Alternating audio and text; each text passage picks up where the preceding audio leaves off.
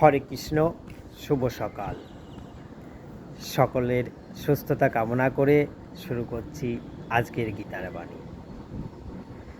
ভগবান শ্রীকৃষ্ণ বলেছেন, সব কিছুর স্রষ্টা এবং বিনাশকারী আমি। গল্পের শুরুতে আমার থেকেই সব কিছু শুরু হয় এবং গল্পের শেষও আমি।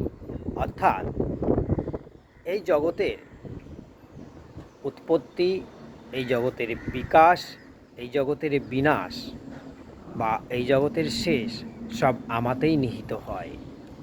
তাই ভগবান শ্রীকৃষ্ণ বলেছেন,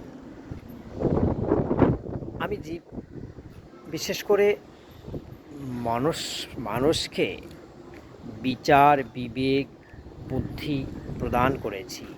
তাই আমাদেরকে আমাদের বিবেক, বুদ্ধি এবং বিচার বোধ দিয়ে বিচার করে সমস্ত রকমের কর্ম করে যেতে হবে। গীতাতে ভগবান শ্রীকৃষ্ণ আরেকটি জিনিস বলেছেন, যেটা আমাদের মধ্যে বহুল প্রচলিত। কর্ম করে যাও, ফলের আশা করো না।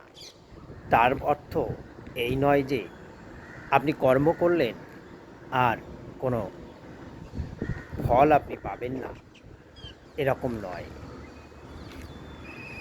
ঈশ্বরের ভজনা করলে ঈশ্বর যদি সন্তুষ্ট হন, তাহলে আপনার মনস্কামনা পূর্ণ করতে পারেন, যদি সন্তুষ্ট হন। অর্থাৎ সেটা সম্পূর্ণ ঈশ্বরের উপরেই নির্ভর করছে। কিন্তু আপনি যদি কর্ম করেন, তাহলে সেই কর্মের ফল আপনি অবশ্যই লাভ করবেন। সে ভালো কর্ম করলে ভালো ফল, খারাপ কর্ম করলে খারাপ ফল। তাই কর্মের থেকে শ্রেষ্ঠ আর কিছু নেই। ধর্ম করলে ঈশ্বরের কাছে চাইতে হয়, আর কর্ম করলে ঈশ্বর দিতে বাধ্য থাকেন। কর্মফল হলো এমন একটি ফল যেটা আপনাকে ভোগ করতেই হবে। আপনি চাইলেও ভোগ করতে হবে, না চাইলেও ভোগ করতে হবে।